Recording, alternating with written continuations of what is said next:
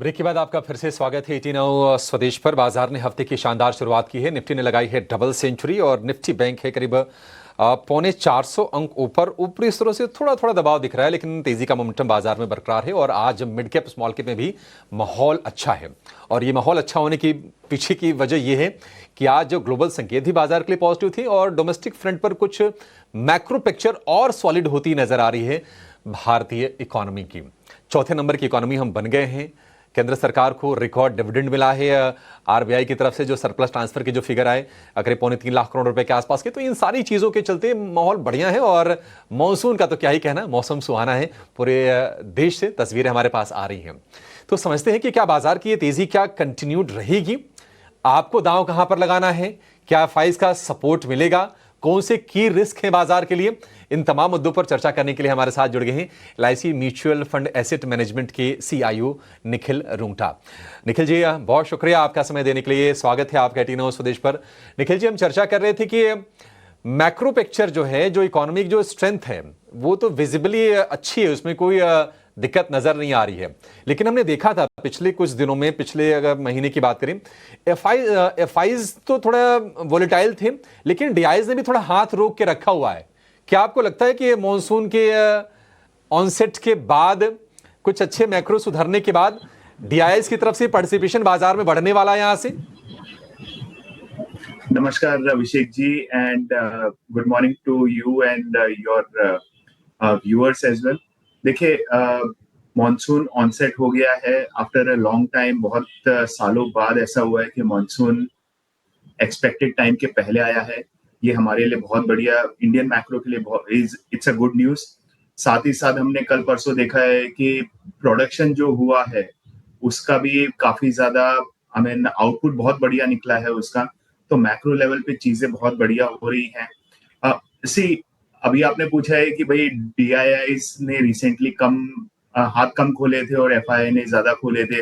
Last 3-4 दिन में वापस ऊपर नीचे हमने देखा है थोड़ा बहुत। देखो, डीआईआई और एफआईआई जो होते हैं वो क्या है, वो एक दूसरे को बैलेंस करते हैं जनरली। तो जब भी एफआईआई ज्यादा खरीदते हैं, डीआईआई थोड़ा बहुत बेचते हैं, एंड वाइस वर्सा। अब इसके अंदर मैक्रोज बहुत स्ट्रांग है। शॉर्ट टर्म में इशू कुछ भी नहीं लग रहा है। ग्लोबली बस कुछ ना कुछ यूएस प्रेसिडेंट साहब के ट्वीट वगैरह आते रहेंगे, तो वॉलेटिलिटी वगैरह जारी रहेगी। उसको छोड़ के हमें नहीं लगता कोई भी बड़ा इशू इंडिया स्पेसिफिक है। मतलब जो 5-6 रिस्क की हम लोग बात करते हैं, देखिए टैरिफ वॉर की हम लोग बात करते हैं, इंडिया को ज्यादा फर्क नहीं पड़ता है। एंड टैरिफ के अंदर हमने देखा है कि लाइक फ्राइडे को भी टॉक्स थे कि 50% टैरिफ आ जाएगा ईयू पे, जो कि आज सुबह मार्केट खुलने से पहले वापस हट गया। तो काफी ज्यादा अप एंड डाउन हो रहे हैं वहां पे। तो जनता ने वो डिस्काउंट कर दिया है, इन्वेस्टर्स ने उसको डिस्काउंट कर दिया है कि जब तक चीजें होती नहीं है और वो 2-3 महीने तक नहीं रहेगी, तब तक मैं उस चीज को मानूंगा नहीं। On the tariff side, corporate earnings की बात करें, वो एक्चुअली बहुत अच्छा हो गया है। देखिए, 2020 से 24 तक हमारी corporate earning, EPS earning was around 21-22% और उतना ही हमें रिटर्न मिला। हुआ क्या था, हम इस साल में भी वही 21-22% ओरिजिनली एक्सपेक्ट कर रहे थे। आया कितना, 5-6%। अब वो एक्सपेक्टेशन जो 21-22 पे है, उसको नीचे लाने की जरूरत थी, जो कि एक साल में हो गया है। अब गोइंग फॉरवर्ड 13% के आसपास का ग्रोथ अगले 2-3 सालों में।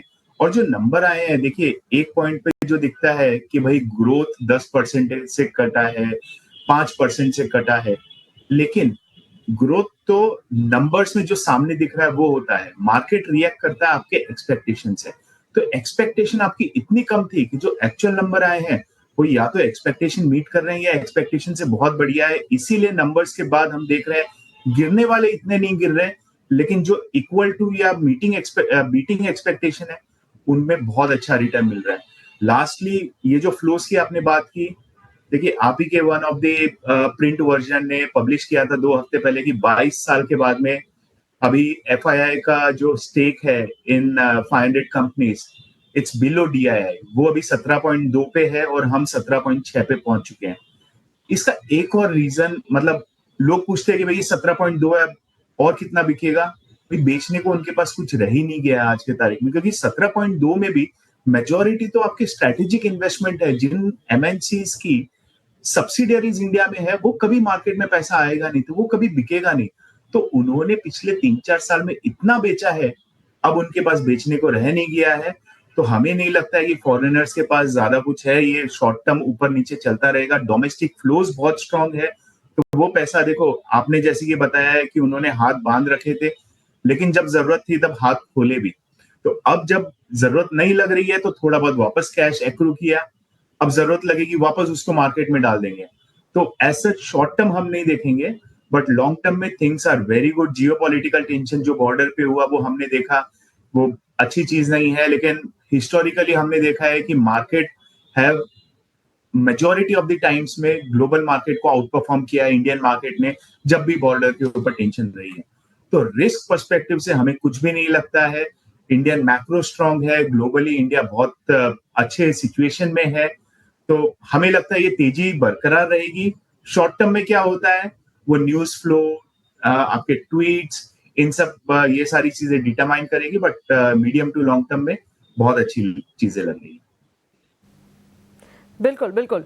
Nikhil ji, Mansi this side and बेहतरीन तरीके से आपने इकोनॉमिक इंडिकेटिव एक्शन, मैक्रो और माइक्रो फ्रंट को लेकर जो डेटा स्ट्रक्चर स्टैटिस्टिक्स आ रहे हैं उसे हमारे व्यूअर्स को समझाए हैं। और यही इंटरेक्शन नहीं, आपके पिछले इंटरेक्शन को भी मैं ट्रैक कर रही थी। और ऑफ कोर्स आज के दिन तो ये गर्व की बात है ही कि भारत ने देश और दुनिया में एक नए पायदान पर पहुंचकर एक नई चुनौती जो है उसी को, एक चैलेंज जो है उसी को फेस किया, और जापान जैसी इकोनॉमी को भी पीछे छोड़कर आगे हम बढ़े हैं। लेकिन पिछले हफ्ते इसी तरह के एक इंटरेक्शन में जब आप बात कर रहे थे तब भी आपका कन्विक्शन भारत पर बिल्कुल था, और होना भी चाहिए। Your words where India is becoming a super power and we are seeing it absolutely right now. So let's help our viewers understand कि जब सब कुछ हमारे हक में है, भारतीय बाजार के हक में है, पोर्टफोलियो जिस तरह से स्ट्रैटेजाइज करने की कोशिश कर रहे हैं, ये उस पोर्टफोलियो स्ट्रैटेजाइजिंग में कौन से सेक्टर्स हैं जो सबसे आगे? ऑफ कोर्स सीजनलिटी फैक्टर नजर आएगा, लेकिन उसके अलावा कौन से स्पेसेस हैं जो कि आपके फोकस रेडार पर है? अपॉर्चुनिटी मिलने पर कहाँ कहाँ निवेश करना चाहिए? देखिए, आपने सेक्टर की बात की, बट मैं ये बोलूंगा कि हम सेक्टरल फोकस में नहीं है। We are not really a sectoral market है, ये bottom up stock pickers market है। I will give you example. जब मार्केट गिर रहा था, मतलब से 2 महीने पहले तक, जब तक मार्केट गिर रहा था, तो इलेक्ट्रॉनिक टेक्नोलॉजी, ये CNX 500 में देयर आर 16 कंपनीज। अब उसमें the best performing company was +5% उस पीरियड में, and the worst performing company -56%। तो गैप 60% का है। इंडस्ट्रियल सर्विसेज या प्रोडक्ट प्रोड्यूसर मैन्युफैक्चरिंग, ये सेक्टर में 69 कंपनीज है। बेस्ट परफॉर्मिंग जो थी वो +45% थी, वर्स्ट परफॉर्मिंग जो थी वो -66% थी। तो उस चीज के अंदर अगर हम देखें तो there is a gap of even 100% between the best and the worst performer in the sector. तो सेक्टर के बदले स्टॉक स्पेसिफिक काम कीजिए। प्रोबेबली अगले 3-4-5 क्वार्टर जो रहेंगे वो स्टॉक स्पेसिफिक ज्यादा रहेंगे। ऑफकोर्स कुछ सेक्टर है और कुछ स्टॉक्स है जो नरेटिव्स पे पहले चलते हैं, जैसे कि हमने देखा अभी डिफेंस। जैसे ये बॉर्डर पे टेंशन क्रिएट हुई, तब हमने देखा ये डिफेंस का नरेटिव पूरा चेंज हो गया। डिफेंस स्टॉक्स ने बहुत अच्छा रिटर्न दिया, एंड कई स्टॉक और सेक्टर्स हैं जो कि एग्जीक्यूशन पे चलते हैं, वो नरेटिव पे नहीं चलते हैं। तो रादर देन स्टॉक स्पेसिफिक, मैं ये बोलूंगा हर स्टॉक के अंदर आज की तारीख में 3 से 4 सब सेक्टर बन चुके हैं। जैसे कि हम फार्मा की बात करें तो CDMO हो गया, हॉस्पिटल हो गया, डायग्नोस्टिक हो गया है, जेनेरिक हो गया, स्पेशलिटी हो गया है। तो उसके और हर सब सेक्टर के अंदर 5 से 6 स्टॉक है, और हर स्टॉक इक्वली परफॉर्म नहीं कर रहा है। तो स्टॉक स्पेसिफिक काम करना पड़ेगा। अब जैसे कि फार्मा में हमें फार्मा अच्छा लगता है, नॉट ओनली बिकॉज कि वहां पे अपॉर्चुनिटी बढ़िया है, ऑप्शंस लोगों के पास कम है, बट ऑल्सो बिकॉज कि ये स्टॉक या ये सेक्टर जो है CDMO स्पेसिफिकली, वहां पे क्या है, हमें लॉन्ग टर्म थीसिस बहुत बढ़िया लग रही है कि ओवर नेक्स्ट 3 to 5 years बहुत बढ़िया रिटर्न मिल सकते हैं। शॉर्ट टर्म के अंदर देखो टैरिफ को लेके चीजें वॉलेटाइल रहेंगी। डोमेस्टिक फार्मा हमें अच्छा लगता है। इंडस्ट्रियल एंड केपेक्स गुड्स जो बीच में ठंडे पड़ गए थे, हमें वो अच्छे लग रहे हैं, बट उसमें भी मैं यही बोलूंगा सब सेक्टर स्पेसिफिक, जैसे कि डिफेंस अच्छा लगता है, रेलवेज अच्छा लगता है हमें, MNCs अच्छे लगते हैं। बट अब जैसे डिफेंस की बात हो गई, क्वेश्चन आता है कि ये इतने सारे चल चुके हैं, तो क्या अभी डिफेंस लेना चाहिए? स्टॉक स्पेसिफिक काम कीजिए। देखिए आप 1 साल 2 साल के हिसाब से अगर नंबर देख के लेंगे तो कुछ नहीं ले पाएंगे, लेकिन ये सब स्टॉक्स जो है वो हमेशा ही नरेटिव पे चले, वो कभी एग्जीक्यूशन पे चले नहीं है।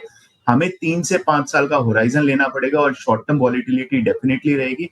तो मैं तो यही बोलूंगा कि आज के तारीख में इन्वेस्ट करना है तो डाइवर्सिफाइड ही रहिए, बट यस, व्यू जो आपका होना चाहिए वो 3 से 5 साल का होना चाहिए।